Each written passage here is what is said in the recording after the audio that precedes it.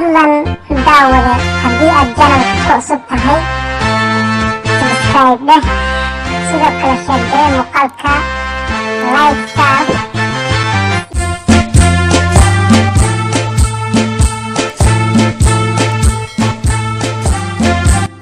السلام الله عليكم ورحمة الله وبركاته. أصحاب قيمها بدنا وكسو دوادا الشيكذي لما قعب حذي بروغو إيو ميدب كورجعي.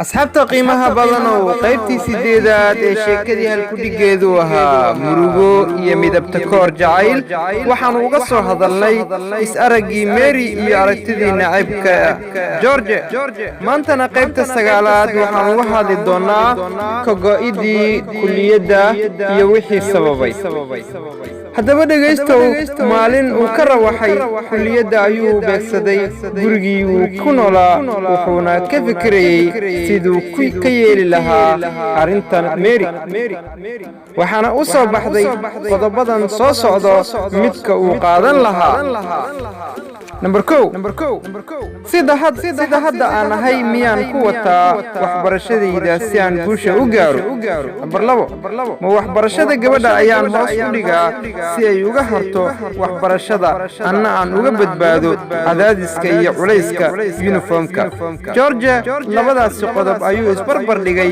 wuxuuna qaatay qodobka labaad oo ah inuu gabadha waxbarashadeeda wiiqo oo hoos u dhigo maalintii xigtay ee uu kulliyadda yimid ayuu ku dayay inuu ogaado hiwaayadda gabadha waxa ay ka hesho markii barayga loo baxay ayuu qooraansaday buugaagta isagoo iska ilaalinayo in la arko wuxuuna ogaaday inay ka hesho heesaha geeraarada farshaxanka sheekooyinka iyo wixii la mid ah George markuu guriga yimid ayuu suuqa ka soo gatay teeb waraqo cadcad karto kaarboon iyo baqshado badan George wuxuu bilaabay inuu waraaqo u soo qoro Mary isagoo doonayo inuu ku mashquuliyo nafteeda wuxuuna u weeciyay xagga arrimaha jacaylka oo uu door bidayay inuu yahay mowduuc xasaasi ah haddii uu yimaadana keeni kara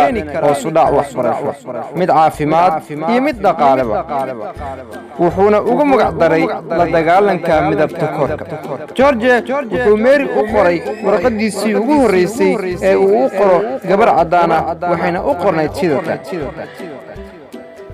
ku socoto Mary Moore laga helo USA California ka timid arday kula dhigta kulliyadda taariikhda 10ka bisha afraad 1940 gacaliso iga guddoon salaan kal iyo laab waxaan doonayaa inaan kula wadaago xiriir kalgacal maadaama aan arag cid kula wadaagta xiriir saaxiibtinimo runtii aad baan kaaga helay 100% waxaadna tahay gabar isoo jiidatay indhihii ku dheehdana aanay ka jeedsanaynin anigoo soo koobayo waxaan jecelahay warqadaha inaan anigu ku soo qoro oo kaliya si aan jacaylkeena u fashilmin inta ay kulliyaddu noo socoto waana ka filayaa in aad soo dhaweyn doonto doonistayda waxaan ku soo gabagabeynayaa erayadan ee bal dheeho Maryay macaanay meel kastoo aad joogtaba maankaygaad ku taallaa muuqaaga oo qura maalin ma moogaan karo muraadkayguna waa mar inaan kulanno mataano aan noqonno meelna wada degnaa maqsuud aan ahaano nabadgelyo gacaliso jaaw George markuu intaa qoray ayuu baqshad ku xareeyay iyadoo originalki ah koobigiina isaga la haray subaxii dambe ayuu soo aaday kulliyadii isagoo aad u faraxsan warqadihiina wata markii la gaaray xilligii bareega ayuu si qarsoodi ah warqadihii ugu hubsaday buug ay Mary lahayd banaankana isaga baxay isagoo inta badani aan la sheekaysan jirin ardayda uu u arko in ay yasayaan. macallimiinta ayuu inta badani la cabi jiray kafeyga lana sheekaysan jiray inkastoo uu yahay nin aad u feejigan. waxaa la gaaray xilligii laga soo noqonayay bareega la soo gal fasalkii waxaana soo galay fasalka macallin dhiga xisaabta. Mary waxay kala furtay buugaagteedii waxayna markiiba ku dhex aragtay warqad baqshadaysan. iyana ma daahine daaha ayay ka rogtay kuna bilowday akhris hoose. macallinkii oo sharxaad ku jira ayaa mar qura arkay Mary oo akhris ku maqan wuxuuna weydiiyey su'aal ah, Mary, what's wrong with you?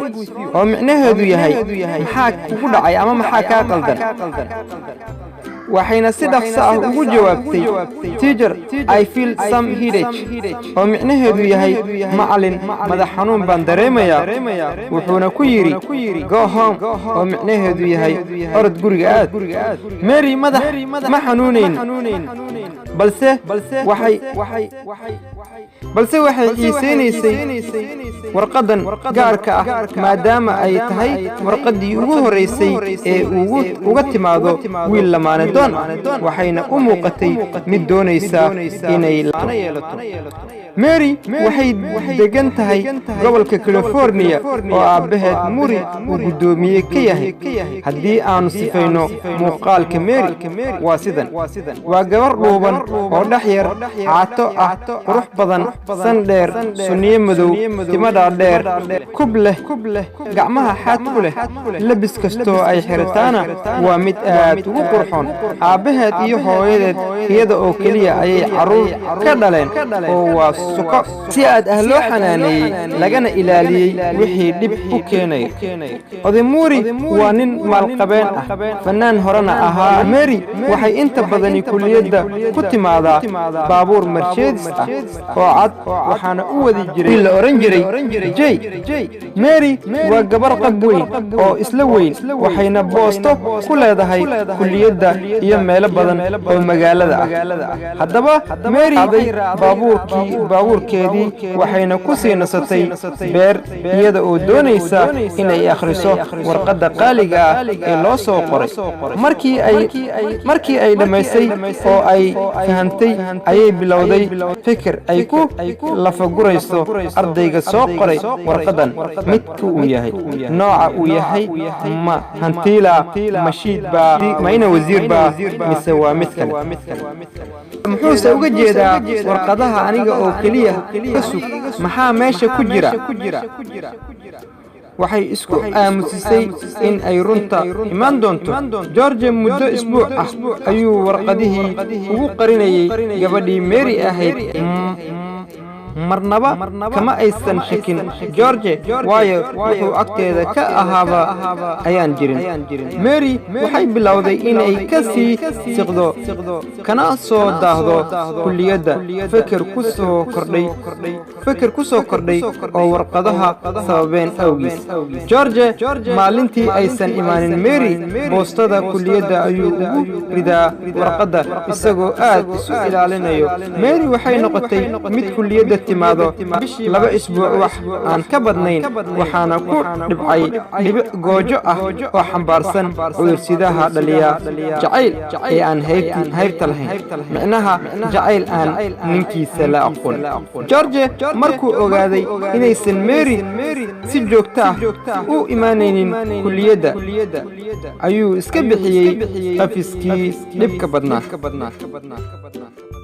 haddaba dhegaystayaal waxaa intaas inoogu eg sheekadii la magac baxday Murugo iyo midabta koor jacayl.